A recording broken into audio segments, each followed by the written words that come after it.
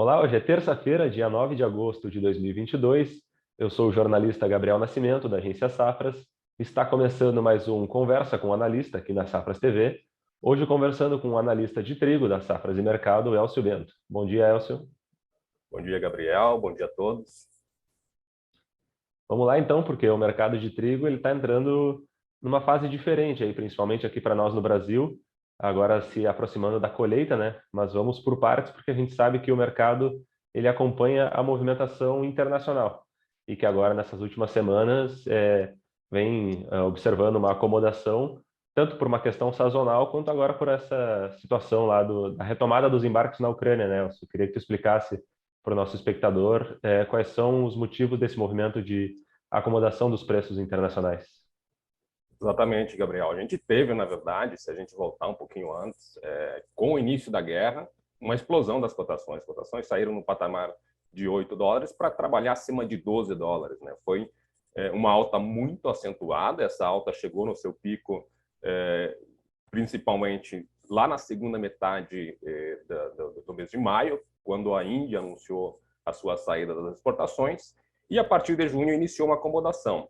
E desse início da acomodação que a gente teve nas cotações das bolsas norte-americanas, tu falou bem, um deles é a questão sazonal, né, de ingresso de safra no hemisfério norte, e além disso a gente teve uma movimentação no lado financeiro, que foi a aversão ao risco vindo com a elevação das taxas de juros nas economias como um todo, e todos esses investidores que tinham aproveitado essa onda de alta no mercado de commodities, inclusive de trigo, que foi muito afetado pela guerra na Ucrânia, estavam muito comprados e aproveitaram que já tinham realizado, para realizar, na verdade, esses grandes lucros e se proteger em ativos mais seguros. Isso fica muito claro que o mercado de trigo estava sobrecomprado, nós tínhamos mais investidores comprados que vendidos, e agora já se inverteu essa situação, porque já tinham acumulado lucros grandes com as incertezas e especulando em cima da guerra, e aí nós tínhamos uma situação que começava uma aversão ao risco no mercado internacional e o trigo estava iniciando a sua colheita no hemisfério norte. Então, nessa percepção do que o mercado iria cair, os investidores saíram e também potencializaram essa queda que se dava em função da situação do mercado internacional. Então, o mundo como um todo colhendo, é bem verdade, isso é o que está dando um ponto de suporte aí em torno de 8, 7,50 e 8 no mercado internacional. É bem verdade também, Gabriel, que nós temos uma safra que é menor do que do ano passado. E entre os fatores que contribuem para essa queda que a gente tem na produção global, está, claro, a situação da Ucrânia. Também tu falou bem, a gente teve abertura comercial, né, abertura de um corredor para voltar a exportar grãos da Ucrânia, mas eu acho que a conta principal que a gente tem que fazer, Gabriel, claro, nós estamos num momento de excesso de oferta. Quando se abre mais uma torneira aí dessa oferta, que é a questão da Ucrânia, claro que isso potencializa a tendência de queda. Mas, enfim, no final, no frigir dos ovos, a gente tem que entender fundamentalmente o que isso significa. É interessante a gente lembrar que a Ucrânia deixou de exportar da safra passada um patamar de próximo a 4 milhões de toneladas. E a safra ucraniana desse ano é 13,5 milhões de toneladas, inferior à do ano passado. Então, só essa retomada das exportações, está tendo, na verdade, um impacto muito mais psicológico no mercado do que de mudança nos fundamentos. Então, isso é importante a gente salientar. Tanto é que os preços, no mesmo período do ano passado, nas bolsas norte-americanas, chegaram a operar em 6,50. Neste ano, não baixou de 7,50. Está muito próximo do 8. Então, é uma régua acima. E, claro, aqueles exageros de preços que a gente teve no período da guerra, eles não devem acontecer nessa temporada, né? A menos que tenha novidades que venham relacionadas à guerra, mas a guerra foi precificada. A gente pode dizer, Gabriel, que o mercado saiu do seu leito normal naquele momento de guerra e agora está acomodando. Só que, por outro lado, nós estamos no período de maior acomodação dos preços internacionais. Cerca de 90% de toda a safra global está entrando agora entre junho e setembro. Então, é normal que os preços estão mais baixos. Mas, fundamentalmente falando, nós temos, Gabriel, um ano apertado, especialmente porque os Estados Unidos vêm com a safra apertada também, é um pouquinho maior do que o ano passado, mas vão precisar reduzir a exportação, porque os estoques iniciais, os estoques norte-americanos já estão baixos. Ontem a gente viu uma leve piora das condições das lavouras americanas de primavera, isso também potencializa essa tendência, mas todo o cenário global e um cenário dentro dos Estados Unidos de pouco trigo para exportar é um fator que vem dando esse suporte para as cotações no mercado internacional, apesar, claro, da acomodação. A gente estava numa situação totalmente fora do normal, muito acima da média normal dos preços. Agora voltamos para algo que é um pouco mais dentro da realidade do mercado internacional de trigo. Uhum. Então o mercado agora ele deve começar a operar mais com base nos fundamentos, nem tanto nessas notícias extraordinárias do que tem sido esse ano atípico, né, como a gente vem dizendo. É verdade. A gente teve um primeiro semestre de 2022 de extrema volatilidade. Se a gente for procurar buscar um paralelo dentro do mercado internacional de trigo, talvez a gente encontre lá em 2008, na bolha das commodities, e depois na crise financeira de 2008. Talvez lá a gente teve um movimento parecido com esse. Agora, neste ano, ao que parece, todo aquele exagero de cotação e aquela alta volatilidade é aquela questão do mercado saindo do seu leito normal e agora acomodando. Claro, a partir de agora, tem uma safra que está se consolidando no hemisfério norte, mas tem todas as incertezas também no lado da demanda que a gente pode ter e toda a questão também do hemisfério sul, que está ainda em processo de colheita. A gente pode falar da Argentina daqui a pouco, que está também com dificuldades de safra. Então, o mundo está consolidando a sua safra. Com essa consolidação, começa a desenhar novos patamares. Ao que tudo indica, dentro da atual situação de consolidação da safra do hemisfério norte, a gente começa a entender qual vai ser o suporte das cotações este ano, que ainda é nesse patamar próximo a 8, que é muito acima da média histórica para as bolsas norte-americanas. Uhum. E era exatamente sobre isso, a questão da Argentina agora que eu ia te perguntar, porque a gente sabe que a Argentina, com essa restrição da oferta lá no Mar Negro, a Argentina foi também um fornecedor a alguns mercados que não costumava exportar, lá no norte da África, em especial, que é um mercado tradicional da Rússia, da Ucrânia. E agora a Argentina vem enfrentando essa estiagem, que vem reduzindo as expectativas de safra por lá e o excedente exportável. E aí eu gostaria de saber como é que isso pode impactar tanto no mercado argentino, mas principalmente aqui para nós, né, que compramos muito deles lá. Exato. A gente teve só neste ano até metade, até o início de março, a gente tinha quase 90% de tudo que a gente importou veio da Argentina. Então a gente sabe que é o nosso celeiro aí no mercado internacional, é a Argentina. E de fato, com a ausência da Ucrânia no ano passado, os países, a Argentina, a Austrália também, países aqui do hemisfério sul que tiveram grandes volumes, safras recordes, atenderam parte desses excedentes. A gente via poucos embarques da Argentina que iam para a região do norte da África e teve uma presença bastante interessante naquela região. Então, neste ano, o que a gente vê? Primeiro, a gente tinha uma estimativa já de redução da área plantada na Argentina, perdendo especialmente na região de Buenos Aires, perdendo para a cevada, né? Uma condição política instável e incertezas em relação ao mercado internacional argentino também tiraram um pouco do incentivo da produção. E com isso, a Argentina, que no ano passado produziu 21,6 milhões de toneladas, um recorde de produção. No ano passado, que tem saldo já comprado por exportadoras da Argentina de 17,5 milhões de toneladas. Nunca foi vendido tanto trigo para o mercado internacional na Argentina, pelo menos comprado pelos exportadores. Não necessariamente vai entrar nessa temporada da Argentina, pode ser que entre no ano passado, mas já dessa safra foi comprado 17,5 milhões. Para este ano, a produção de 21,6 cai para, por enquanto, uma estimativa próxima a 19, e o saldo exportável com isso cairia para 12 milhões de toneladas. Se a gente pensar em termos históricos, ainda são bons volumes. A gente teve, no momento de 2008 até 2012, com a mudança da política de exportações argentina, a gente teve anos que a Argentina produziu menos de 10 milhões. Então, uma safra de 19 milhões ainda é uma safra boa, ainda é uma safra de excedente. Só que os excedentes serão menores e a gente sabe que o mercado internacional ainda vai continuar buscando o trigo argentino, vai continuar competindo com o Brasil pelo trigo argentino. Se a gente pensar só no Brasil, um saldo de 12, se a gente compra em torno de 5, 6 milhões da Argentina, está tranquilo. Mas é menos trigo e mais disputado, tanto é que as cotações da Argentina também estão superiores ao do mesmo período do ano passado. Então, essa menor disponibilidade da Argentina seria suficiente para atender o Brasil.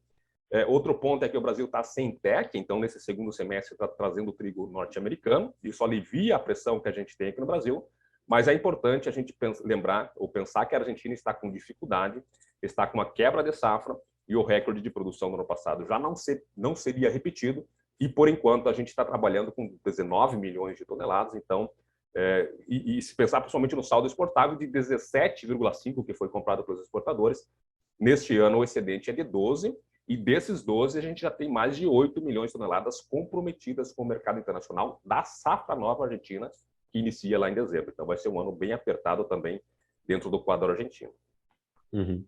E isso, obviamente, reflete para a gente aqui dentro, como tu falou, a gente, claro, tem alguma margem aí, já que compra de 5 a 6, mas isso vai impactar, e já vem impactando, né, as negociações com o trigo no Brasil, agora as pontas meio distantes no mercado, esperando o início da colheita por aqui, mas a gente sabe que a partir do momento que começar a colheita, as movimentações elas vão levar em conta também todo esse cenário internacional e do nosso país vizinho, né? Então, quais são as expectativas para os próximos meses aqui no mercado brasileiro? Perfeito. O que a gente sempre costuma dizer, nossos preços aqui, eles vêm de fora para dentro, então o mercado vai sentindo o que vai acontecendo de fora até chegar no Brasil. Se a gente tem no mercado global uma tendência de oferta mais enxuta, a gente vai ter cotações mais firmes. A Argentina compete nesse mercado internacional e pode vender trigo mais caro também e manter a competitividade em relação a outros fornecedores. O Brasil é o seu principal fornecedor, é onde vai, preferivelmente, tem vantagens para vender no Brasil, está próximo geograficamente, tem isenção da TEC, em momentos que em outros países tem TEC, agora não é o caso. Mas então a Argentina acaba sendo o principal fornecedor. O que vem acontecendo? As cotações internacionais acomodaram muito em relação aos últimos meses, mas continuam superiores às do ano passado. Aí vem o segundo fator, que é a questão cambial. O dólar estava com uma tendência de recuperação, chegou aos 5,50, agora tem uma tendência de acomodação. Quanto mais o dólar vem para baixo, mais a gente tem pressão sobre as cotações no Brasil. E o terceiro pé desse tripé de formação do preço é o mercado interno. O que acontece no mercado interno?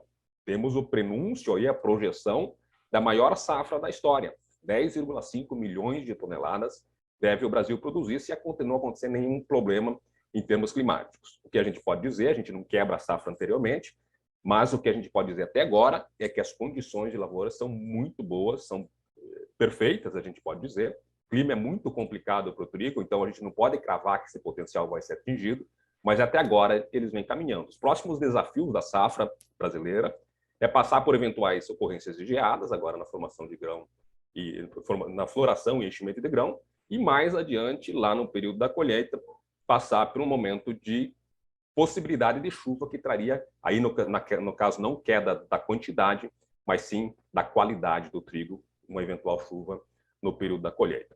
O que vem desenhando, então, esse cenário de mercado interno?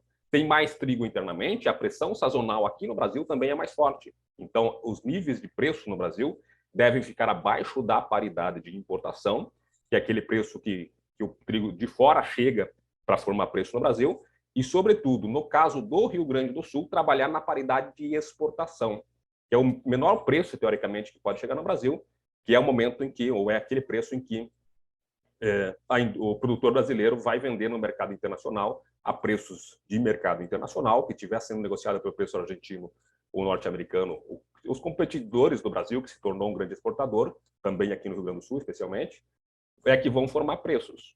Então, a indústria vai pagar, teoricamente, está sobrando trigo no mercado interno. Essa é a lógica. Se está sobrando trigo aqui internamente, a indústria vai pagar no máximo o que está pagando lá fora.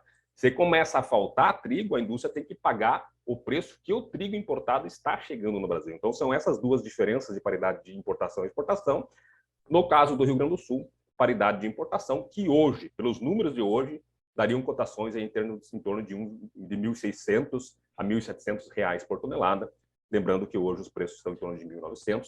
Então, existe sim tendência de pressão sobre as cotações. Claro que a gente sempre fala do retrato atual. Aí vamos acompanhar mercado internacional, a gente falou aí quais são as tendências, e principalmente, ou não, talvez no mesmo peso aí também, a questão cambial. É um ano de eleição, é um ano de incerteza, então a volatilidade tende a persistir. Neste momento, como tu falou, a gente tem um mercado muito parado, porque, de um lado, a indústria sabe que tem trigo chegando aí, sabe que os preços internacionais caíram, então ela se retira do mercado, fica esperando a safra nova vir. O produtor ainda está reticente em aceitar que essas são as cotações. Então vai continuar essa queda de braço, mas ao que tudo indica, neste momento, a gente está muito mais, que a gente tem uma cotação ou uma base de compra a 1.900 e uma base de venda a 2.100, parece muito mais que a base de venda vai ter que se aproximar da base de compra para que os negócios se realizem, porque a gente vai ter um momento agora, principalmente até o final do ano, de pressão sobre as cotações, em se mantendo as projeções, principalmente de safra, que a gente tem aqui no Brasil. Uhum. É importante lembrar, né, que Safras e Mercado atualizou recentemente a sua projeção para a safra desse ano para 10,5 milhões, né, de toneladas com trigo produzido aqui no Brasil. Isso levando em conta alguns ajustes aí em algumas regiões pontuais.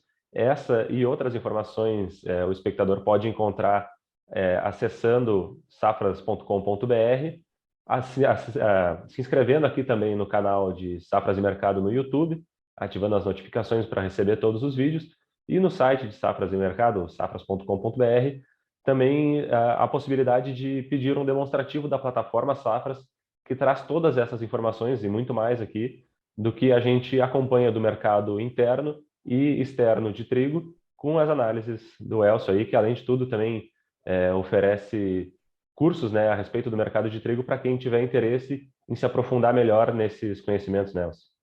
Exato. E este ano é um ano muito volátil. Então, como as margens estão mais curtas, acertar um momento de venda é imprescindível aí para garantir as suas margens de rentabilidade ao final dessa temporada. A gente tem, sim, um ano que vai ser muito volátil. A gente tem o mercado internacional galopando já há um bom tempo. Agora vai acomodar, mas as incertezas continuam. A gente tem a questão cambial, que vai ser muito preocupante, e tem uma safra cheia. Então, é muito trigo para se comercializar e ficar atento a esses movimentos de mercado internacional, de câmbio e de abastecimento interno. Este ano vai ser, mais do que nunca, muito importante. Então, é importante que o produtor, a indústria, enfim, estejam sempre muito perto do que vem acontecendo no mercado. Tá certo, Elcio. Te agradeço pelo teu tempo, pelas informações. Esse foi mais um vídeo para a Safras TV, com a conversa com o analista. Você pode acompanhar muitas outras aqui no canal de Safras e Mercado no YouTube. Para a Safras TV, Gabriel Nascimento.